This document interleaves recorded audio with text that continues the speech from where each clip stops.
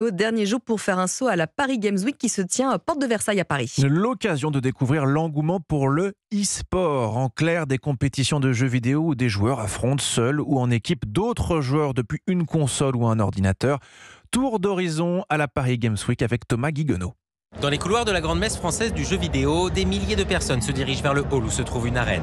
Au programme, un tournoi d'un jeu emblématique, Rocket League, mêlant voiture et football où deux équipes s'affrontent pour marquer le plus de buts en 5 minutes. Face à eux, une foule de supporters dans une ambiance digne d'un match de Ligue 1. Ils sont de contrat. Est-ce que Ramos peut le faire?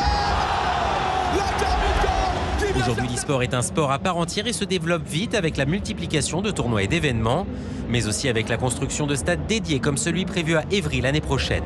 Selon le streamer Life is Cool, référence du commentaire de match depuis plusieurs années, il n'y a pas que les infrastructures qui évoluent. On a des joueurs qui sont maintenant considérés presque comme des athlètes parce qu'ils sont obligés d'avoir une nutrition qui est spécifique, un rythme de sommeil qui est aussi très réglementé, avec des coachs mentaux, stratégiques également. On a vraiment tout un écosystème qui est finalement très similaire au sport. Preuve de son évolution, l'e-sport dépasse désormais le cadre des événements comme la Paris Games Week. Cette semaine, le ministre de l'économie Bruno Le Maire a même appelé la France à devenir un leader européen dans le secteur.